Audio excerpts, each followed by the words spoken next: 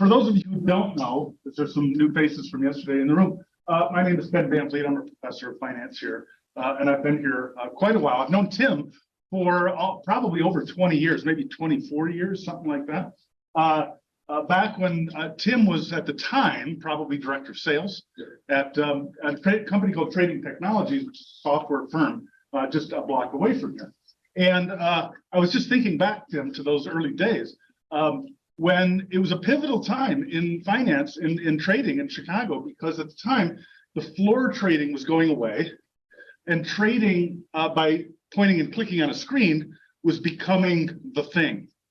And Trading Technologies had competitors in the space at the time. I remember RTS, GL was a French company, RTS was German, Trading Technologies, and and maybe some others I'm forgetting, but it wasn't clear who was going to sort of, I think, win that battle, right? And so because each software vendor had a different graphical user interface, and it was really when you look back on it, it was really a struggle, a competition for what the right way to perceive markets in an electronic environment was going to be. The old environment of being on the floor and waving your hands have gone away. How are we supposed to visualize markets on a screen? This was something completely new at the time, and much to TT's credit, the other firms have essentially gone away and TT survived. Really, I think, because, correct me if I'm wrong, but really because the dome, the market depth trader, right, was just spot on, and became the industry standard, worldwide industry standard for how we visualize markets. You'll see the TT front end, either actual TT software or some licensed version of it or knockoff of it, has become the industry standard for how people visualize markets. It seems so regular and normal today, but at the time it wasn't clear. And so now the way we visualize markets on a screen was very much defined by the genius of TT, which is why in the end TT really won out, and you were right there at the time. And soon after that, automated trading through computer programs became popular as well, and TT was at the forefront with an API. Trader API got involved in that when Sagi Mintz was there. Sagi said, "Here, Ben, why don't you take a look at our beta version of this API, and you and your students can tinker around with it." And so we did, and it turned out that XTrader API, I thought at the time, the object model for XTrader API was just so intuitive, right? And I wrote some course materials, started teaching it in my courses. Course materials became books. So I ended up writing 2 books that incorporated XTrader API into my automated trading books, and really can say that XTrader API launched my career in the industry as an academic and an author teaching automated trading. So I owe a lot of my own career to TT and the technology that I was able to really tinker around with because they're right down the street here. So we have a long relationship between this program, Alex Dietz, Sagi Mintz, yourself, other people that have worked there, very close relationship with TT over the years. So we're happy now to have Tim Geannopulos here with us today, subsequent to being the director of sales, you became the CEO, right? So I'll read now his official introduction here. Tim has a passion for the convergence of capital markets and technology, and will continue that technology will continue to be a driving force in his career. As the chairman and CEO of Trading Technologies, Tim used his nearly 2 decades of experience to lead the company and oversee its next chapter of growth and expansion. Since selling TT fairly recently, he has been an angel investor and active board director for various startups and a partner in 2 private equity firms, Broadhaven and Seven Ridge. Prior to working with startups, he was an attorney at Katten Munchin, and prior to becoming an attorney, he worked on Capitol Hill as a legislative aide. He graduated with a degree in economics and political science from Principia College, which is in Iowa. Southern Illinois. Southern Illinois. And a JD from Northwestern University School of Law. So without further ado, please welcome Tim Geannopulos. Thank you. Thank you. And again, thank you everyone for giving me the opportunity to speak. I speak a lot around the country for either sales or startup, but this is my hometown. So being able to talk to the future entrepreneurs in my own hometown is a privilege. So thank you very much. And Ben is right. We worked with him a lot back in the TT days 20 years ago. Anyway, so the title of my talk today is 13 Startup Lessons. Now, if I'm really being honest with you, my partners and I have made hundreds of mistakes, hundreds over the years. But if I went over every lesson I learned from every one of those hundreds of mistakes, we would be here through the weekend. So we're going to keep it to 13 and let you guys go and enjoy your Thursday night, okay? So just keep that in mind. My background, as Ben mentioned, Capitol Hill, attorney, but then right around the 10th year of being an attorney at Geannopulos, I got bit by the startup bug, and I haven't looked back. Since that, I've been involved in 37 different startups with varying degrees of success, but my best known startup is, as Ben mentioned, is trading technology. We call it TT. And what is TT? What we talk about? It's a trading platform for the trading industry, electronic trading platform. We service everything from day traders to hedge funds to the biggest banks in the world, biggest exchanges in the world. So we go across the board on that. Today, like Ben mentioned, I'm a angel investor. And for the most part, I invest in fintech type of startups. We'll talk about a couple of them. But then I also invest in some of the other kind of out of the industry. There's a one called Beyond that I've invested in, and also I'm really obsessed with performance optimization with your physiology. So I invest in a company that's called that. It's called Vision Pursuit. And then, like you mentioned, I'm also a partner at 2 different PE firms. What I like about being a partner at the PE firms, but also at the same time sponsoring startups, is I'm able to not only be involved in pitches, but I'm able to listen to pitches. And it's a great ecosystem because I'm able to pick out, well, how would I do this pitch differently? And the most important thing, one of the reasons I'm here, one of the reasons I speak is, to some degree, I want to be able to give back and kind of help the future entrepreneurs. And I'm definitely serious about that. So back to TT. I'll be referencing TT a lot as a use case, but what I want to be very sensitive about is kind of making something relatable to you. At the end of the day, TT is a 25-year-old company. And in that regard, let me ask real fast, how many of you guys have startups or are considering startups? Okay, very good. And so what I would say to those who are interested in startups, and that's just one path you can go with your career. What I would say about the people who want to do startups is more than ever, right now, the ability to do your own startup is accessible and inclusive. And what I mean by that is virtual offices, you're charged, social network, that's your marketing, Amazon cloud or whatever cloud, that's your infrastructure, your database, MySQL. This is either free or very, very inexpensive. So if there's ever been a trend in the startup world, it's becoming democratized, and it's easy and accessible. I'm not saying it's an easy life. We'll get into that later, but it is. It's easier to afford to do that. So I want you guys to keep that in mind. Okay. So now we're going to go. So now what I'm going to do here is I'm going to take you through, as young entrepreneurs or potential entrepreneurs, I'm going to take you through the life cycle of your startup. So what's the first thing we want to do? But before we do that, I want to get a couple definitions set. So what is entrepreneurship equal? It equals innovation plus marketing. What's innovation? Innovation is coming up with a novel idea that is real. Real simple. A novel idea that is real.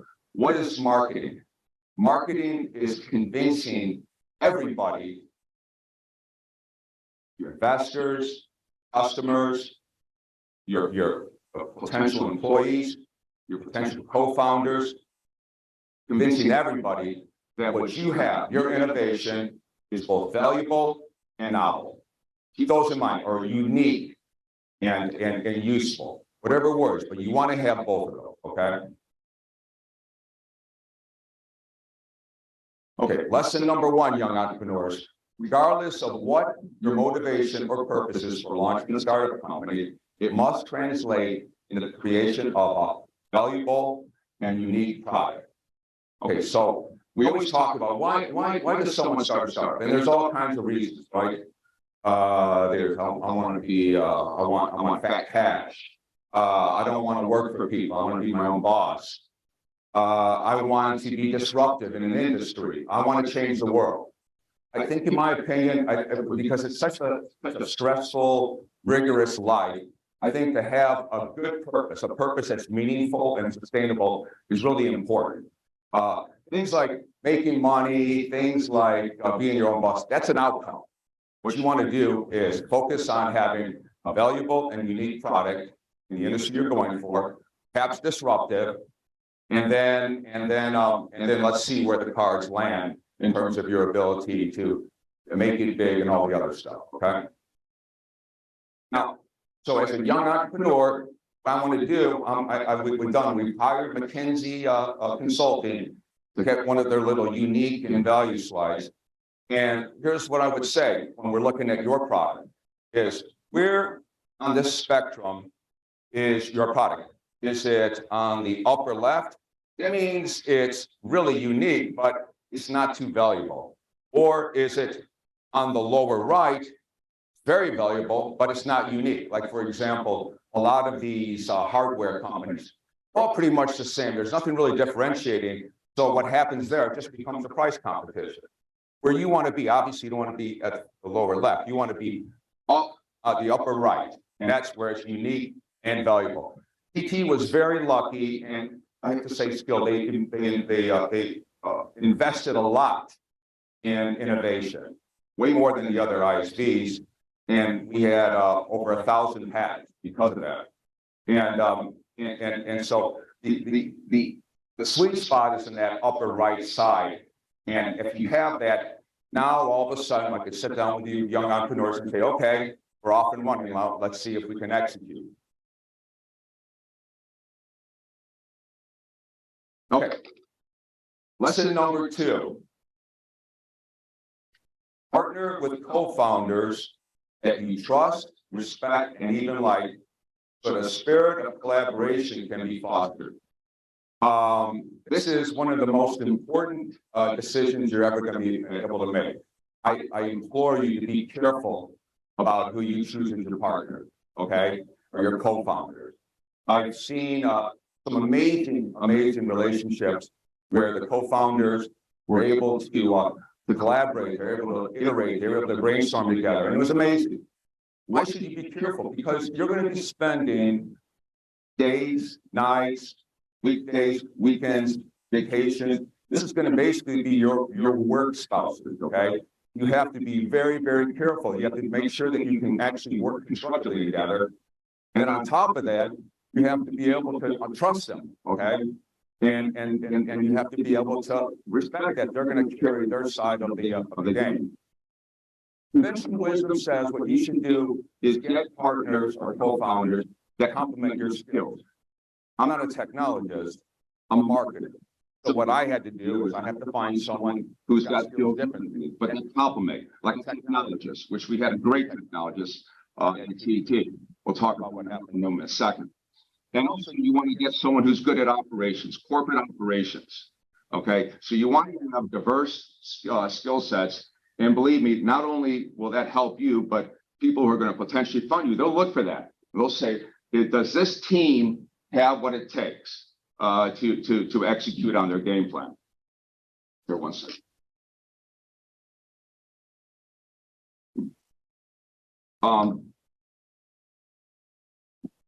Okay, and so here's what I would say. A good rule of thumb on how to vet out and make sure your co-founders are who you want them to be is spend a lot of time with them, obviously. If you can do a project with them, great. If they're, for example, college friends, great, because you can work on a project. If they're co-workers at a firm you're at, great. Then what you can do is say, hey, listen, let's kind of do a trial here. But let's try to make sure that we have good synergies between us and we're actually able to have good conversations. Come on in, get in there. And another thing that I think, and it's conventional wisdom, is to be able to have these talks before you actually make the arrangement, because because at the point that everybody becomes a shareholder, very difficult to unwind, and that's why a lot of firms implode, because the co-founders they stop getting along, they stop trusting each other, and then all hell breaks loose. And so have these conversations before you start it, and have hard conversations, and see if people are able to kind of handle the fact that you're talking to them very candidly and saying, hey, listen, don't shy away from that. Get in there and say, hey, listen, what title do you want? This is the title I want. What responsibility do you want? This is the responsibility I want. What kind of line of communication do you want to have? Do you want to meet face to face? Do you want to meet over Zoom? How often do you want to do that? All these things are crucial because, and remember, when you're talking to your co-founders and you're brainstorming, these are the best of times. You're dreaming, you're thinking this is going to be a great thing. But forecast that at some point you're going to have tough time. You're going to have to figure out, what are we going to do about money? What are we going to do about the fact that our customers are firing us? And then you have to say, will this person, will I be able to handle this kind of stress and this kind of work effort that is going to have to be put in? And just, it's a very risky business. You have to make sure that you have that kind of relationship and you can forecast this person is the way he is now or he is now. But what happens when things go bad? And I promise you, whether you're a success or not, things will get challenging, okay? Now, I'm talking a lot about how bad some of these relationships have gone, and I've seen it before my very eyes. They just destroy companies. But when the relationship is going well, it's amazing. I always reference a documentary by the Beatles, and what I love about that documentary called Feedback is seeing, and it just dates me a little bit. I love the Beatles. Seeing John Lennon and Paul McCartney riffing, that's what I call it now. When I'm talking to one of my partners, I don't call it collaborate, I don't call it iterate, I call it riffing. When you're sitting there and you're sharing ideas, egos are parked out the door, and you're just trying to come up with the best solution. And that's really crucial. And that's what that movie does more than anything for me. It shows that even though at the time, because of the Yoko factor, whatever, John and Paul were not getting along, in that movie, it was wonderful. It was wonderful to see them ripping together and talking about lyrics and going, how about this? How about this? How about this? Egos parked. These are some of the best musicians, at least in the day, right? And they were able to do that. So now let's apply it to TT. So TT, unfortunately, there were three co-founders, myself, the angel investor who was also the innovator of the product, and then the technologist. The innovator, they call him the angel investor, stopped getting along with the technologist, and so they had to part ways. What did that do to TT? It put us behind, from our technology standpoint, 10 years. Okay, 10 years. And so that's what happens. Okay, and it sucked because it took us maybe 10 years, and all of a sudden we got the right technologists, and then things started going well again. But just keep that in mind: is you don't get out of a situation unscathed when all of a sudden a partner has to leave. Let alone the whole idea of buying them out of his agreement, of his stock, and stuff like that. Okay. But keep in mind, You want a marketer, you want a technologist, and you want an operator. Have that skill set in your group. Okay, next. Okay, so now, young entrepreneurs, you got your co-founders, everything's looking good. Now, what we have to do is get you some mentors, because even if you have great co-founders, at the end of the day, you want to have some people that have done it before. And that's really, really important. People who have done it, people who have a great network, who could kind of connect you with the right people, people that understand the domain, people who will just be honest with you. Okay, and that's usually mentors. That's what you expect them to do. You expect them to be honest with you, and sometimes your partners aren't. God knows your employees aren't always. And so you want that kind of honesty. You want that kind of relationship. What ends up happening with these mentors is they a lot of times become on board of directors of your company. Okay, so that, as young entrepreneurs, that's what I would tell you to do. Get yourself some mentors, try them out, see if you are connecting, and then maybe put them on your board of directors. And what I would say is two things. Number one, PT sucked at that. Okay, a big thing that put us behind is we said, no, we can do it. No, we don't need mentors. Bullshit. Okay, that killed us. So we need to have mentors. We need to have people all over the industry to say, have you thought about this? Have you thought about this? Have you thought about this? And not be in our ivory tower at TT and thinking we knew what the right direction was. The other point I want to make with you is the beauty with this whole mentor thing is you can start that now.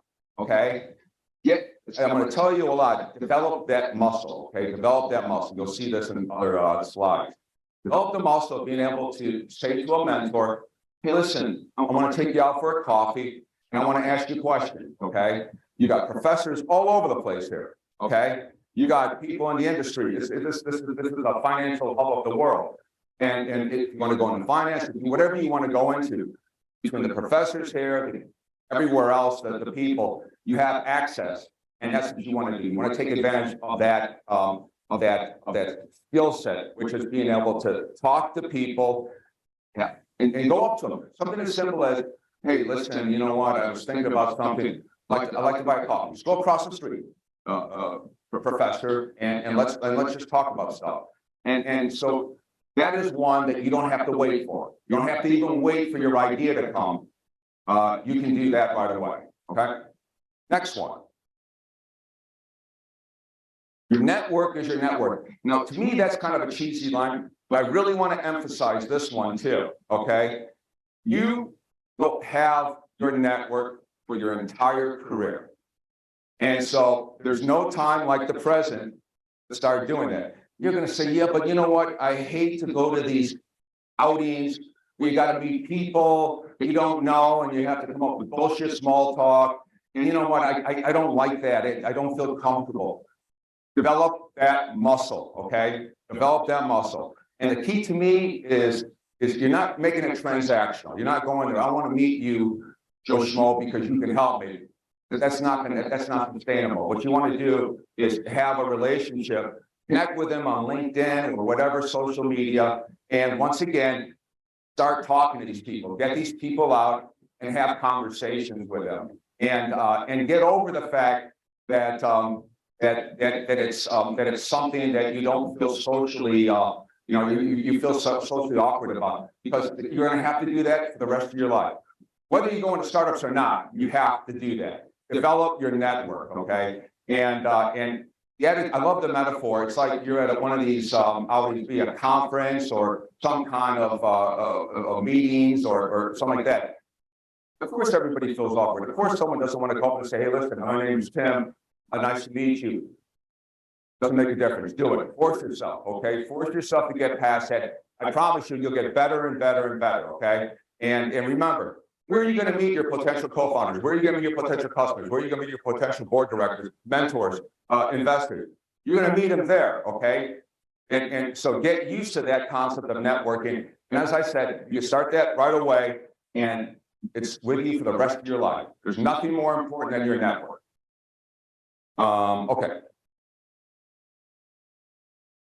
Oh, this is a big one now.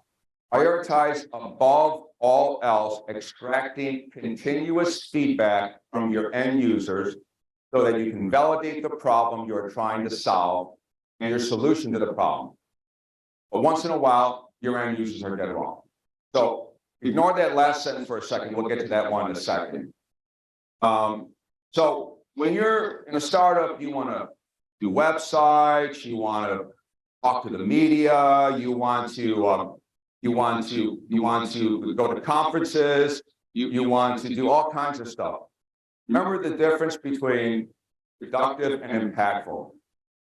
Conventional wisdom, this is not me talking, this is what everybody will tell you. From Silicon Valley to New York, Chicago, is what you have to do is you have to go out, if you have an idea that you think is useful, valuable, right?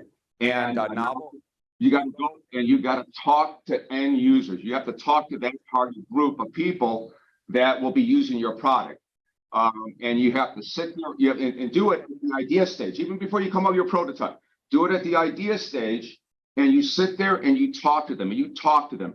And once again, buy them coffees, buy them apple pie, I don't care, but you talk to them and you get feedback from them. And get this, before you start talking about your solution, talk to them about what the problem is that you're trying to solve, and ask, is it a real problem? And how often is this a problem? And how are you dealing with the problem right now, without my solution? And so you are really, really getting into the nuts and bolts of extracting data from this person. And so that once you are working on the solution, you really, really know that this is a serious problem. And then what you're coming up with is going to be a solution or a potential solution. and like I said, you want to do that 3 times. You want at least 3 times. You want to do it at the idea stage. You want to do it at the prototype stage, and then you want to do it at the launch stage. And especially between the idea and the prototype, what you want to do is get that information, because that's what's going to help you put together your prototype. And it's that feedback loop that you have going, where you're learning, then you're building, then you're measuring, and you keep doing that and doing that. And then get your prototype and get that prototype in your end users, your customers' hands. Okay. And the worst thing that you could possibly do is hope or insist on a perfect product. You're not looking for a perfect product. You're looking for something. MVP, right? Minimum viable product, prototype. You want to get something in their hands which starts the process of what your solution is going to be. And here's the line. I have 2 lines I love. You want to make sure it's a need to have, not a nice to have. Nice to have is like a vitamin. Need to have is what they call a painkiller. You want a need to have. And you want to do everything you can to find that. And if you can't find it, after talking to all these people, then come up with another idea. Okay. And let me see what else here. Yeah. And why are you doing it? Because as quickly as possible, what you want is this product in their hands, them giving you feedback, because you're driving to what's most important than anything, which is having customers working on your product, giving you feedback, paying you for your product, even though it's a minimum viable product. And what does that accomplish? It accomplishes revenue. You have to have revenue, and that accomplishes they're helping you build your software roadmap. And both of those things are absolutely crucial for growth. If you're going to grow, you're going to be a success, you need customers that are paying, and you need a roadmap so you know where you're going to go.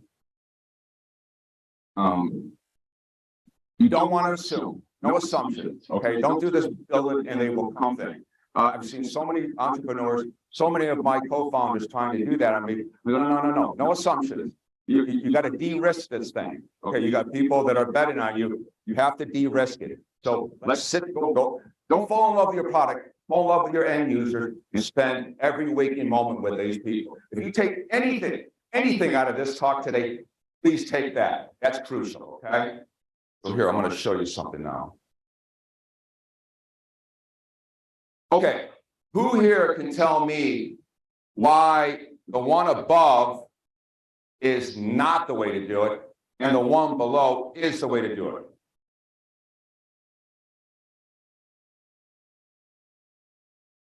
These are minimum viable products, right? Because the one below is an actual usable product, like it's a full usable product versus just a singular wheel. Exactly. So what's happening here is the one below. What's the pain? What's the pain that this person has, that this end user has? They want to get from A to B quicker, right? Well, what's the wheel going to do for them?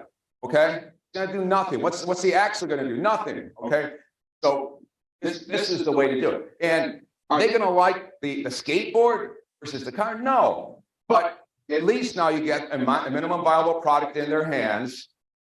Going to pay you maybe whatever 25% of what they would pay with the car. You're going to have that. You're going to have that minimum viable product in your hands, and you're going to be able to continue that feedback loop. Okay. And by the way, this concept that we're talking about, the feedback loop, that's from the lean startup, where you want that loop of learn, build, measure. You want to keep that going. So exactly right. And that's and that's a simple example, but that's so much what happens. Okay, I'm going to go back. So we'll go to that second set. But once in a while, your end users are dead wrong. Why am I saying that? Because when TT came up with its invention, every single trading screen in the world was horizontal.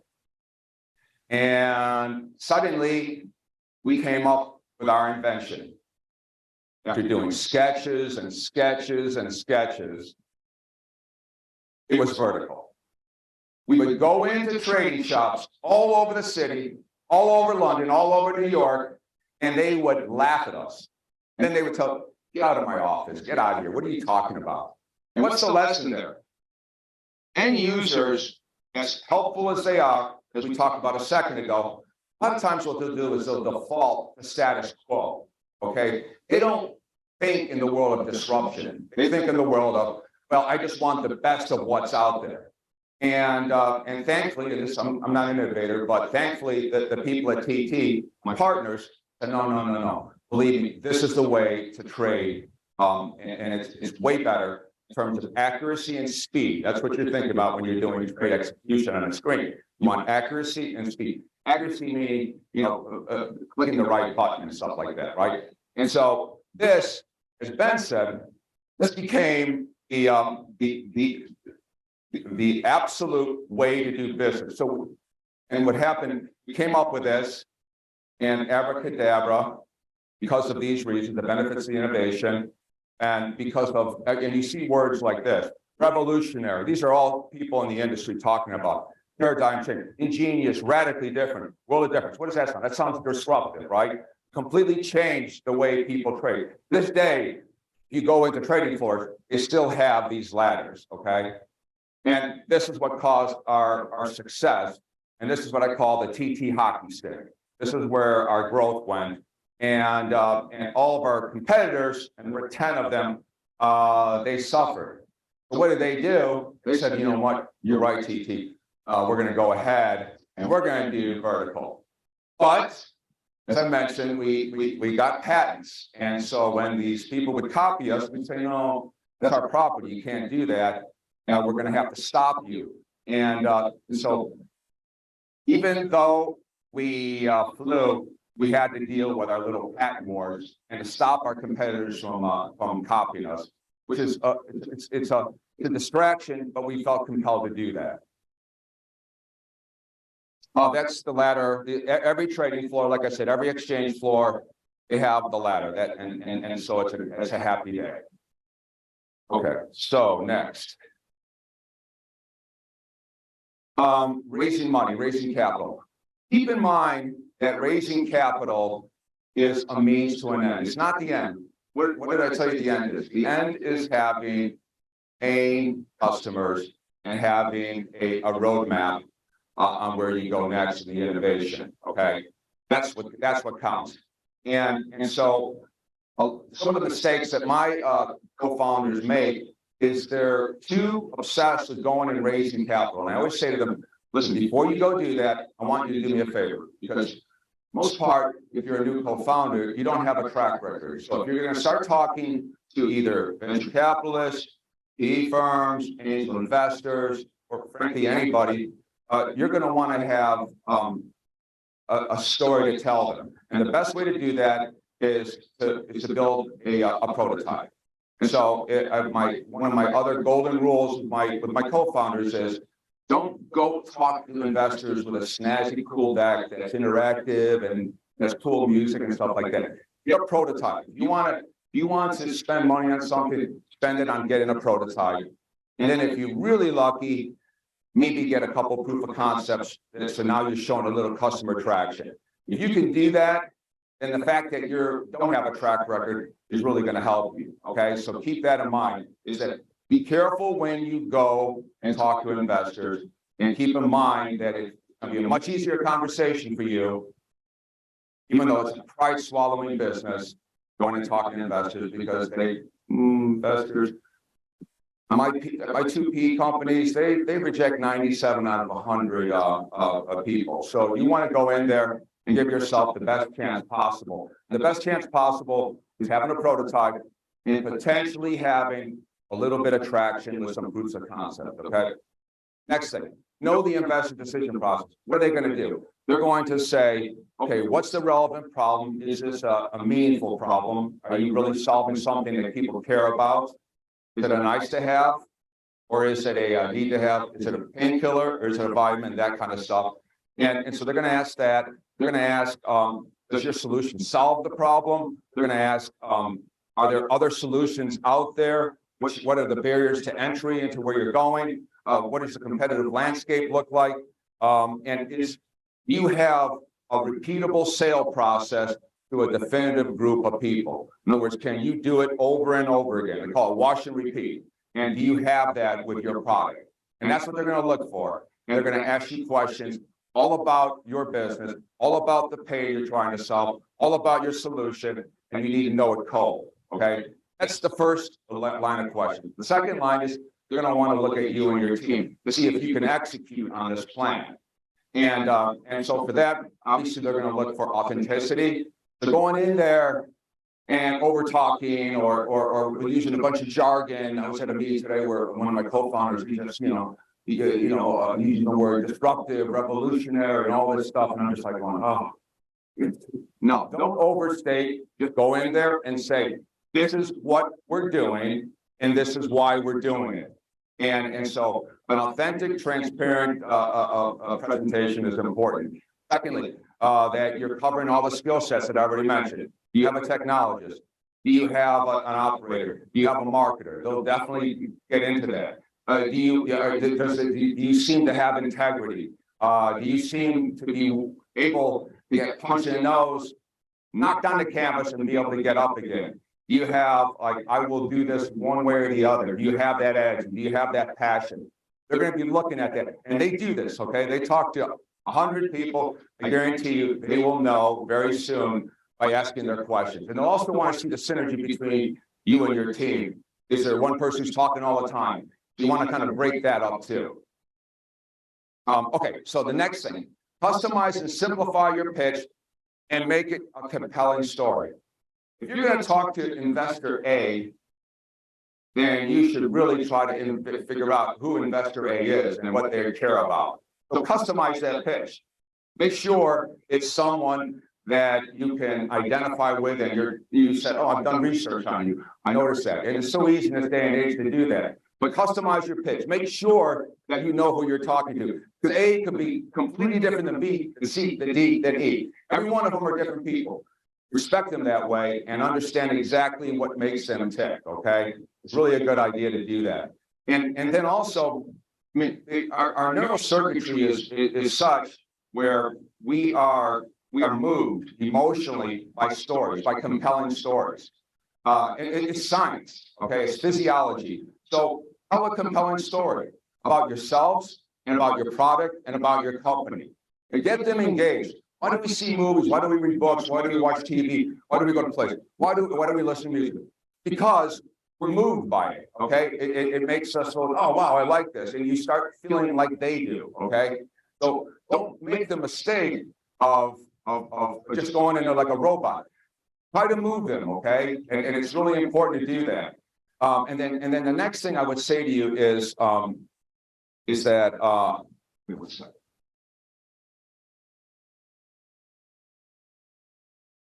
Oh, yeah, okay. So here's the next thing. What I like to do with my co-founders is this. I like them to say, tell me about your business in one sentence. Do it in one sentence. And then do it in an elevator pitch. What's an elevator ride usually? What, 30 seconds? Do an elevator, do it one sentence, do an elevator pitch. And memorize that thing. Go in front of a mirror and say that to you, you wear it in your DNA. Be able to tell your elevator pitch like that, okay? And be able to say that over and over again in an elevator, 30 seconds, okay? But first of all, start off with one sentence. One sentence.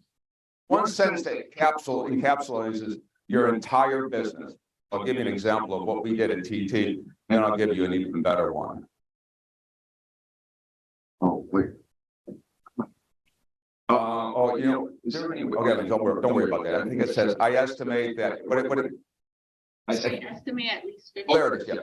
I estimate at least 50% electronic volume on the world's top 4 future exchanges goes through TT's X-Trader order entry platform. From a trader's viewpoint, that speaks for itself. So the innovator angel investor was a massive trader, so he had a lot of respect. Okay, so someone tell me, what is the point we're trying to make with that one? Well, it's actually 2 sentences because he wanted to put that from a trader's viewpoint. But we went over that and over that. That was our only marketing. We just did that one sentence and then his sentence from a trader's viewpoint. What's the point we're trying to make with that? Future exchange. When you're talking about the future exchanges, you are trying to change it. Is what you can. Yeah, and so here's what you want to say something. Have enough market share in the trading business. Right. So we're saying with one sentence, it's the only sentence, it's all we said about ourselves. With one sentence, we're saying we have all the professionals going through our software. Why do I have a Babolat tennis racket? Because my favorite tennis player, professional, is a Babolat. So if I'm a trader and I see that all the volume, therefore all the professional traders are using this product, I want to use that product, right? And so that's the not so subtle message that we're trying to share with the rest of the world. But I like this one better. Airbnb.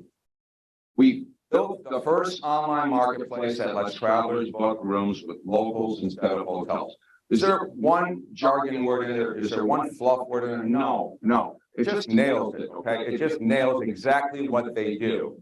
And that's what you want to do. You want to discipline yourself to put exactly what you do in one sentence. And if you can do that, then you can go a little bit further with an elevator pitch with 30 seconds. And then in terms of decks, anybody who goes past 10 pages, doesn't make sense to me. 7 to 10 pages, make sure no fluff words, no jargon, no revolutionary, none of that stuff. Just put in the bare minimum, what you need to put in there.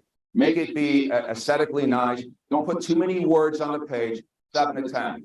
There's so many people talk about the 40, 50 page decks that are repetitious and boring. Don't waste your time on that, okay? Just get 7 to 10 pages.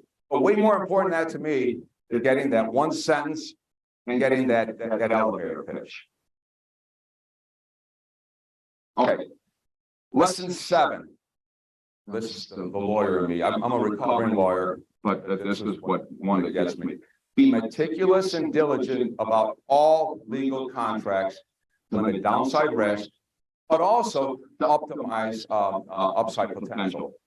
So I got people my age to this day that come to me and they say, hey, Tim, your buddy, I know you're a recovering lawyer, but can you take a look at this because I'm having a fight with my co-founder, I'm having a fight with my employees, I'm having a fight with my customers. And I look at that and go, well, wait, did you just do this contract on a napkin? Why does it look like this? You didn't pay attention to this? I said, no, but Google Law, they have a really great, it's free, and I'm able to just, get a free contract. Yeah, but you kind of get what you pay for, right? And so the point is, if you're a young entrepreneur, right, you're going to have contracts with your co-founders, with your investors, with your employees, with your customers, with your third-party vendors. You're going to have contracts across the board. don't make that mistake where you don't have contracts that are absolutely airtight. You have to do that. And it's a depressing thing because when do contracts become relevant is when shit goes bad. But believe me, stuff goes bad. So you want to cover that. And you want to understand every provision. So in other words, if I come to you and I say, well, listen, I just saw that you were smart enough to have a lawyer do it. That's Great. right. Lawyers make mistakes too. So if I come to you and I say, well, listen, why is that in your contract? what does that mean? I don't know. It's what the lawyer. No, don't do that. Sit down with a lawyer, make sure your lawyer explains to you why every single word, every single paragraph is in there. And so that you're never caught saying, oh my God, my lawyer's misunderstood or whatever. Very, very important. I'm shocked on how many people Have bad contracts and it comes back and it haunts them. Okay. odds are it's just a ticking bomb. And as I said, you call it a prenup or insurance policy, call it whatever you want. You have enough to fight over. You don't want to have to be fighting over ambiguous contracts. Okay, listen, Nate, everyone has a plan till they get punched in the mouth, Mike Tyson. Expect and embrace failure. Okay. So,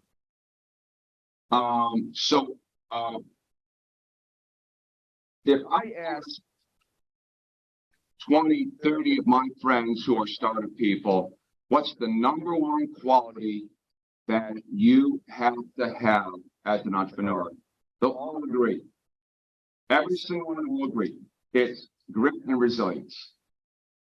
It's not passion. It's not intelligence. It's not. It's not creativity. Those are all important, right? Integrity, important. Number one is grit and resilience because you will get punched, okay, and you will be knocked out. And the key on that is being able to get up. And if you're able to get up, that's great because the second survey I would do is I'd say, well, what's the number one reason why startups fail? You know what they'll say? It's because the founders give up. It's not because they go bankrupt, because they give up. That they can keep trying, but they give up. Who are the goats of entrepreneurs? With Thomas Edison, he failed hundreds of times. Elon Musk, hundreds of times. Okay, if you have a 33% average, in other words, every three of your startups or startup ideas, if one makes it, you're an all-star. Okay, so get used to it, embrace the failure, almost wear it as a badge of honor, and understand that is just going to be the way it is with startups, but just be able to pivot and persevere. And that's the key, and that's when you find out the grit of your own co-founders is when you fail, one of your initiatives fails, are you able to kind of, okay, listen, we knew this was going to be a possibility, chances of startups being successful, there's a good chance you're going to fail a couple times in there. The fact that you're able to get up and say, okay, listen, okay, keep our heads together, and let's begin to pivot, and let's keep persevering. What's the next plan? What's plan B? What's plan C? Plan D? That's what you have to have. You have to have that mentality. And if you don't, or your co-founders don't, it's going to be a problem because it's just the law of averages and the law of math. Okay. Now, I will say this. When people fail, other people from the side, they call it schadenfreude, right? People on the side, they kind of go, oh, look at, man, they failed. The guy was trying to come up with this company and he failed.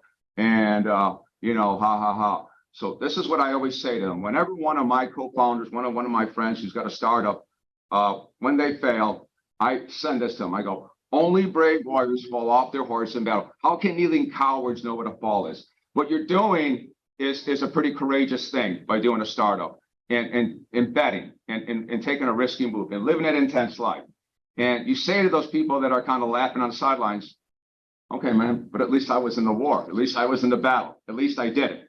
And that's way more important to me than anything because you have one life. And so you might as well do what you can and live your dream, okay? Especially if you believe in your idea. Okay, lesson 9.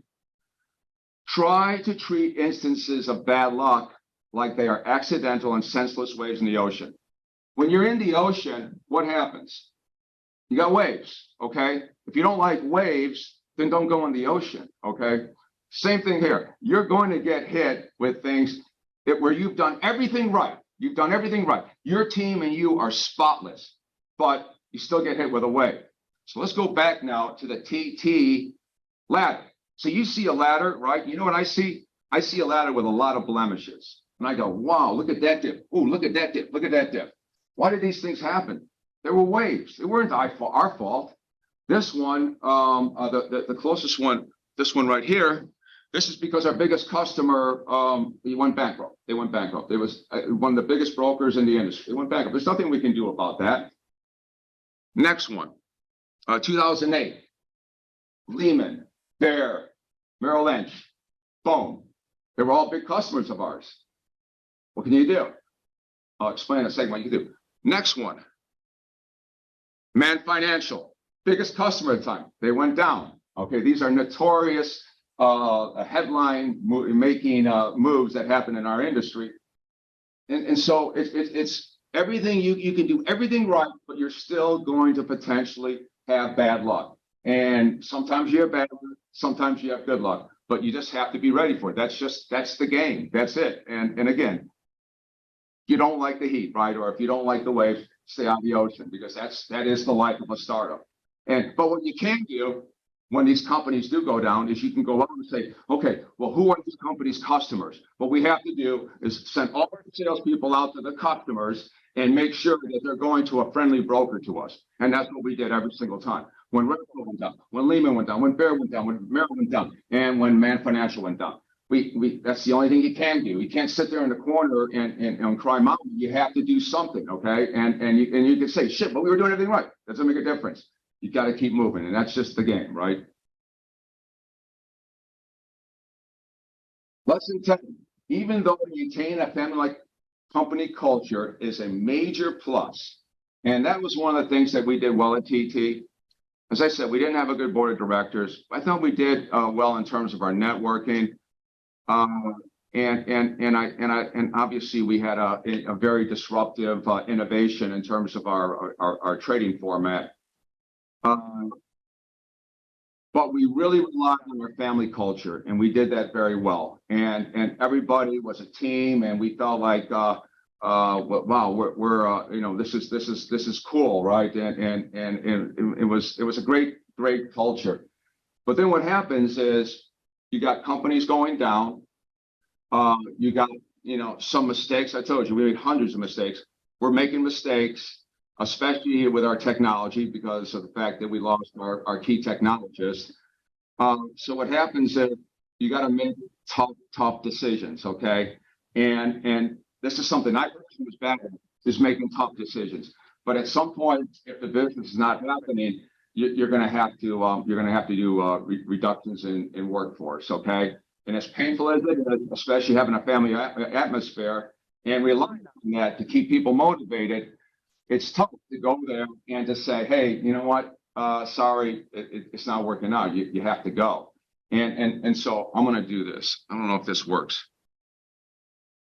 Oh, okay. So you know what? Don't worry about it. It's a scene in a movie. It's Master Commander, and I won't even get into what that scene is. But it's the tough decision you have to make when people you love that you've been in battle with, they have to go, and you just have to. Because why? Because if you don't do that, what's going to happen? The whole company is going to fail. Okay, you can't keep people on if you can't sustain them. Okay, and that's why I rely on Jeremy Bentham. It is the greatest good to the greatest number of people, which is the measure of right and wrong. Okay, and that's the point. You have to think about the whole ship. You have to think about the whole company, and that means if you have to do cuts, you have to do cuts. As brutal as that is, but at the same time, the leaders also have to wear it. Okay, they have to wear it, and they have to say, listen, our bad, a little bit like what Mark Zuckerberg is doing right now. My bad, when he's doing now his second layoff. You have to get up there and you have to own it and you have to say, you know what, our bad, and we will do better. We apologize. And then obviously do what you can to take care of the people that go. Okay. Lesson 11. Sometimes we're lucky and sometimes we're just good, but every once in a while, we're both lucky and good at the most opportune time. So I talked about the fact that, but you know what? Okay, I'm going to just do this real fast, and then I have to cut out 12 and 13. So I want to give you guys a chance to ask questions.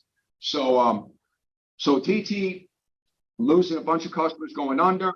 TT decided to bring web-based, cloud-based, SaaS-based software to Wall Street, which is a mission-critical industry, which took us 10 years. We thought it was going to be done in 5 years, took us 10 years. So on the time we wanted to sell it, the first time, our EBITDA was bad, our profitability was bad, our revenues were bad, and so we were not getting a good price. We took it off the market. I came back to be CEO. First thing we did is we made really, really painful cuts that had to happen, and we also went to turn around with our customer base, especially the banks, and said, you're going to have to pay 20% more. Then we went on a second time, and shockingly, at the same time, a bunch of big exchanges and other big strategics were in the mix at that point because COVID was over. And thankfully, we went from selling it at 40 cents a share to 90 cents a share in a matter of 9 months. And so at the end of the day, the 1,000+ shareholders who endured TT for over 20 years ended up finally getting their payday, and it was a happy ending. Now, I have 2 more, but I'm not going to do that right now because I do want to answer questions. So you guys have some? How do you measure the value of the product that you mentioned at the beginning of the presentation? Wait, you got to speak up a little bit. In the beginning of the presentation, you mentioned the uniqueness and the value of your products. How would you measure your value product? How do you measure value? Yeah. Does the customer need it? In other words, can the customer live without it? Is it a nice to have or a need to have? Okay, if it's valuable to him, if it's useful to him, then that's great, right? Then he needs to have it. And so now you just have to say, well, is what we're offering to solve your pain point, right? Is what we're offering differentiating versus all the other people that could help try to solve that pain point, right? It's a little bit of a science, but it's more of an art, I think. What else? For starting a startup, how do you calculate your risk? Like, how do you plan your risks? How do you calculate it basically? You calculate your risk. How do you think about risk? How do I view risk? I mean, you're talking about the riskiness of being as an entrepreneur. Oh, I mean, what I mean by risk is this. These are statistics. 90% of startups fail. 95% of startups have to do some massive pivot at some point. All of that is risky, and risky that you're going to run out of money. Risky that the whole industry is going to shift. Risky that your customers, for no fault of your own, are going to suddenly blow out. That's all risk. And it's especially risky because versus going to work at some big company that can sustain that, usually, right? You're a startup. And so when your big customers leave or your key technologists leave or whatever, that's all, it makes it way riskier, right? And so, yeah, but just as simple as that, 90% of startups fail. And Following question. So when you know that you are a startup and you are going into risky business or something like that, how do you try to overcome it? By working really hard, right? And having the right people, surrounding yourself by the right people, and being very, very creative, and just being relentless, and having enough grit to keep punching through it. Like I said, most startups, if they fail because the co-founders quit. And so just having that and just having that never die. And there's something to be said for that never die attitude. where you got walloped and walloped and walloped. You just keep getting up, and that's a little bit what you have to do to minimize that risk, is to know that, and that's where great co-founders and great CEOs will be helpful, because they'll have that attitude, and even if they are doubting themselves, they're not going to show that. Other questions? The fact that you said the life of an entrepreneur is quite tough. How do you balance between your personal and professional life? Okay, that's a great question. So you're talking about work-life balance. Work-life balance at a startup. Remember, you're going to be working night and days. You're going to be working weekdays, weekends. You have to be very efficient with your time. You have to be incredibly organized, and so that you get what you have to get done, and then you spend the rest of the time in your life. I'm a big fan of that. A lot of my colleagues, a lot of my partners did not have good work-life balance. It did not work out well for them. One of my slides, and I'm not going to get into it too much. One of my slides is you can't pour from an empty cup. The concept there is you have to take care of your physiology. You have to take care of your psychology. You have to. I mean, one person I think is really good about that in terms of just science and physiology. It's a free app. It's called. His name is Andrew Huberman. He's a Stanford scientist, and he talks a lot about how to kind of get the most out of your energy and your health. You know, eat the right foods. Do all that stuff that they say that you should be doing. And don't, I always say, and I don't know how much this applies to startup world, you got to break almost your life up into thirds. Your third is career, third your friends and family, third yourself. And the first thing that goes when you got too much on your plate with your work is yourself. And so now you're taking care of yourself. You're just, it's maybe 50-50 or 60-40, your career and your friends and family. Do it at your own peril, okay? Like I said, I've seen so many friends go down really hard and badly because they didn't have that work-life balance. But I'm kind of talking on both sides of my mouth, because I'm telling you, especially at the beginning, you're going to be working really hard, and you're going to have it on your mind, and which is in a weird way kind of interesting, because of the fact that it now becomes a little bit your hobby. But you beware, though, making it too much your life. What else, guys? Thank you for your speech. I have a question about failure, and we talked that a lot of startups fail, and you should be resilient. You should try again, build again. But how would you, if the error or like startup bankruptcy was made by your fault, how you would clean your reputation and put investors on your side again, so they will trust you again, put their money, put their effort, and like to not to forget you because of your previous mistakes. Right. You know what? I agree that, and that's what really bothers me sometimes when I see people do fail. They're going to go, oh man, I'm going to have to wear this for the rest of my life. I think overall people are forgiven, especially if there's a good reason why you failed. They understand the game. They understand, again, 90% fail. So they understand what you're doing is pretty risky, and there's a good chance that at least one time you're going to get a failure, right? I think what behooves you is to make sure that you keep your poise when things are going bad, and make sure that you are doing everything you can to pivot and persevere. And at some point, if it's just not going to happen, you keep pivoting. I mean, Airbnb, all these great companies that you read about, they all did massive pivots. They were this, and all of a sudden they became that. And so when I'm saying creativity, I'm talking about being able to go, okay, listen, we're going down this way, but this is a dead end. We got to back out of that, which is a pain in the neck, and then go this way. And so keep pivoting. And at some point you say, well, listen, it's still not working. Then you just have to take the lump. And believe me, I've had a number of failures, just like the GOATs have, right? The Elon Musk, Thomas Edison, they've all failed. Okay. And so that's just part of the game. But as I said, at least you're on your horse in the game fighting. But understand, people will forgive you or forgive the situation, and they'll understand, okay? Especially if you have a compelling story or compelling reason why it didn't work out. What else?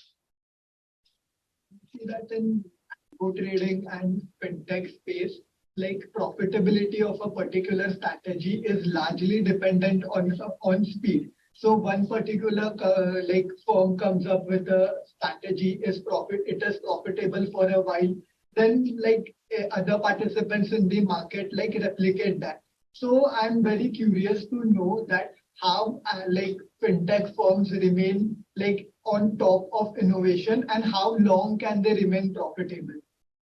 How long can they remain profitable? Well, it's interesting because the life, line of a technology is very short, right? And it's funny, they call it an S curve. What happens is a company starts and then the natural progression of a company is like that. And that's why they call it an S curve. And that's why you need visionaries, you need innovators who say, I hate to quote sports metaphors, Wayne Gretzky, hockey player, what do you always say? I don't care where the puck is, I care where the puck is going. Have people on your staff that are always innovating, have people on your staff that understand that click trading, which is what that latter was, is now turning into algo trading, automatic trading. And that's something we didn't do well enough. We didn't embrace, in my opinion, algo trading soon enough and black box trading. And so you just have to say, hey, where's the industry going? We gotta move now. We gotta move. We gotta put rest in our laurels. The screen is great. We won, but it's changing. And therefore we gotta change with it. Okay. And that's where, by the way, having a really good group of board directors who are visionary can come in there, because sometimes if you're involved in the company, you don't see the forest from the trees. You're just too enmeshed. And so having the ability to have people come in and on your board and say, hey, listen, this is where you got to go, or this is what you got to think about, it would be very helpful.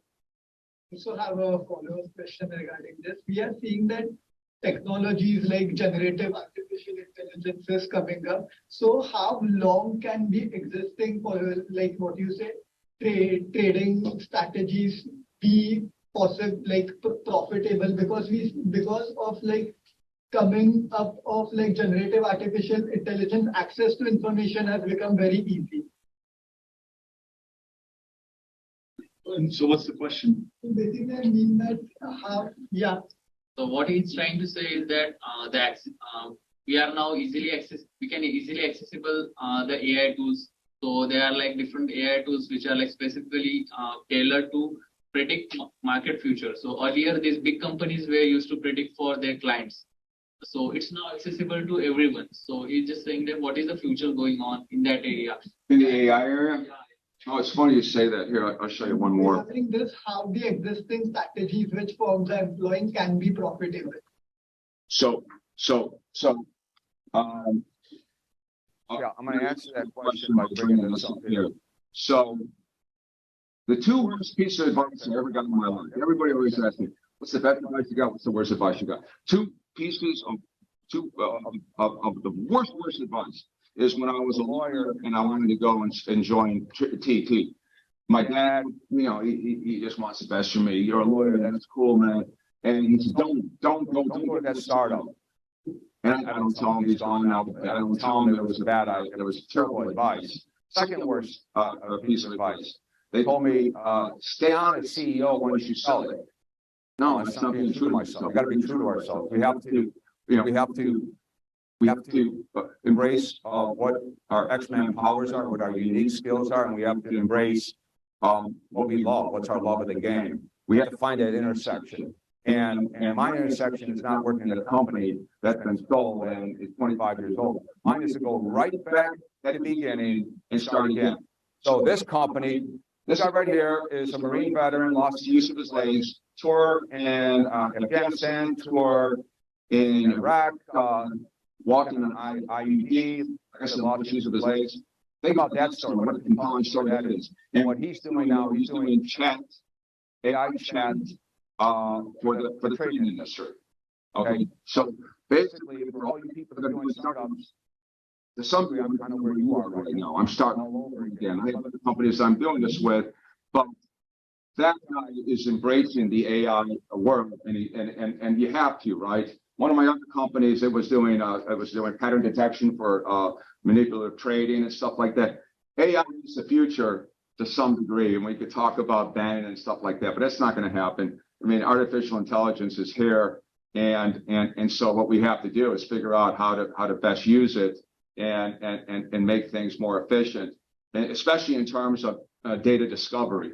The ability to be able to get information through, human queries is the future. And I think the biggest thing lacking in my industry, the trading industry, is what do you do with all that data? How can you make things more seamless with the data? And so any company I'm involved with, it's all having to do with we have massive mounds and mounds of data, and what do you do with it? If that helps you with that. Next question. We're actually past time. We're 5:15. Last chance, any questions? Excuse me, one more question. And by the way, I'm sorry, I'm hard of hearing, so it's not that I don't understand. I just can't hear very well, but go ahead. One more question. It is regarding entrepreneurship. So while during my undergrad, me and my colleagues, we tried to set startups. So the feedback we got from investors and mentors was that we did not provide a good enough roadmap that we could be profitable over time. So what mistakes You didn't have a good enough product roadmap? Yes. So you okay. Profitable. Okay, so Profitable. what? Product roadmap to remain profitable. Okay, so after hearing what I had to say, what could you do to change that this time? Yes. So basically what Live with the end users. Find out who your end users are and live with them. Spend more time with them than anybody. That's the key, because they're the ones who are gonna and have that feedback loop. Keep talking to them and then say, okay, how about this? How about this? And again, buy them coffees, buy them apple pies, buy them whatever you want, but make sure that dialogue's coming, okay? And make sure it's consistent. And take notes, bring questions, and write notes down. I swear to God. And because we've made that mistake so many times at TT where we were not talking to the end users. You got to talk to them, even though they were wrong about the latter. How they were right about so much stuff. We have to sit down with them and say, okay, what can we do about the pain that you're dealing with? What product are you using now? What can we do to differentiate ourselves? By the way, one other thing I wanted to say to you. This is my hometown, right? I'm from Chicago, and I love to have these kind of conversations. You can catch me on LinkedIn. I'm more than happy to talk to any of you, either via LinkedIn or get a coffee with you. I'll make you guys ask me for a coffee. I'm not going to do it myself, but because I want you to practice that muscle, okay? But definitely feel free to do that, and obviously, I have access to a lot of different companies in that industry. If you want to go in our crazy trading industry, and I'm more than happy to help out in introductions with internships and stuff like that. More than happy to do that. I mean, to me, you're the future entrepreneurs, and like I said, what I like about your generation versus mine, I feel, and I hate to stereotype, but I will. Your generation versus mine is much more purpose. You're more for purpose, and you want to change the world, and much more at least than what we did. So I like that, and I encourage you, and I want you guys to feel like, hey, listen, I got some questions. How about this? How about this? How about this? And I'm happy to do that. I have offices right like 2-3 blocks away, so I'm more than happy to meet you somewhere. Get a coffee. I'll pay for the coffee, but just ask me. Okay, what else? Yes. I don't know whether we have any opportunities for career opportunities for any positions that we can apply. Yes. Well, here's what I would say.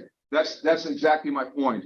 Is there are internships available all over. I mean, what we have to do is find out what you want to do, what your resume says, and then I'm more than happy to try to help you out with that.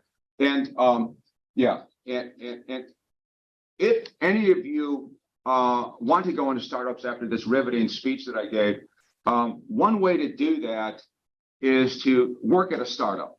Okay, and I mean, most people who become entrepreneurs, I guarantee you, they start by working at a startup, okay?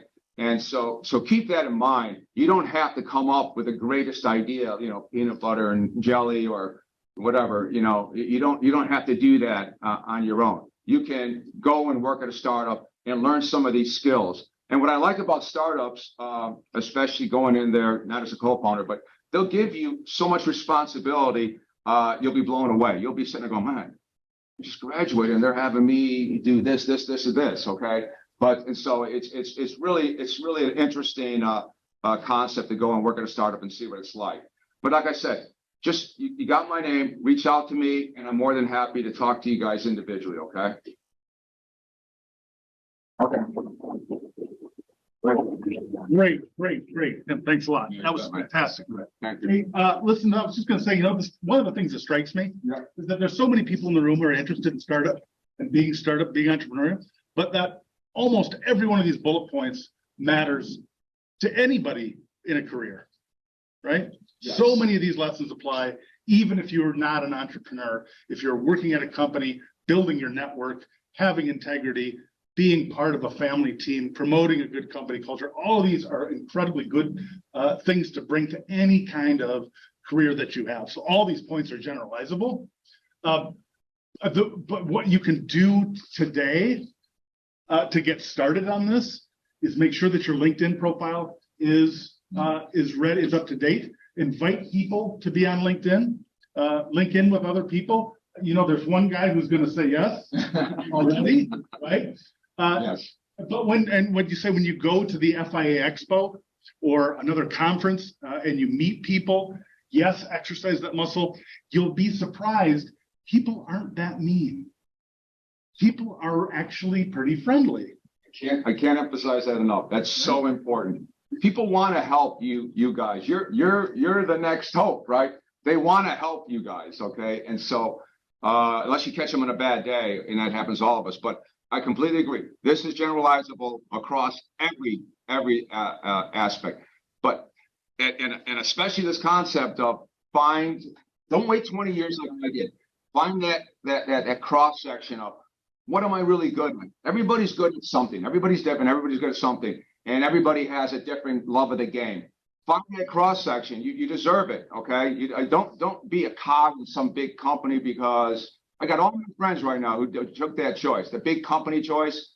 Now they're coming to me in their mid-50s saying, shit, man, I got the vacation house, but what the fuck have I accomplished? And, and that's the point is that please, but I do hope for you on that way, because you guys you don't want to work for a big company. At least a lot of people I know your age. You want to do something special, and I applaud that. Change the world.